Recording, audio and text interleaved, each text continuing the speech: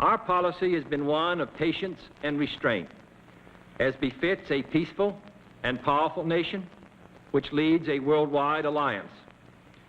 We have been determined not to be diverted from our central concerns by mere irritants and fanatics. But now further action is required, and it is underway, and these actions may only be the beginning. We will not prematurely or unnecessarily risk the course of worldwide nuclear war, in which even the fruits of victory would be ashes in our mouth. But neither will we shrink from that risk at any time it must be faced.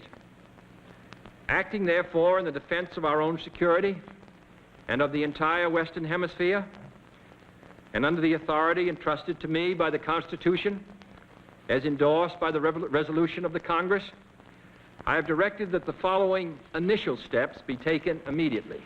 First, to halt this offensive buildup, a strict quarantine on all offensive military equipment under shipment to Cuba is being initiated. All ships of any kind bound for Cuba, from whatever nation or port, where they're found to contain cargoes of offensive weapons, be turned back. This quarantine will be extended, if needed, to other types of cargo and carriers. We are not at this time, however, denying the necessities of life, as the Soviets attempted to do in their Berlin blockade of 1948. Second, I have directed the continued and increased close surveillance of Cuba and its military buildup. The foreign ministers of the OAS, in their communique of October 6, rejected secrecy on such matters in this hemisphere. Should these offensive military preparations continue, thus increasing the threat to the hemisphere, further action will be justified.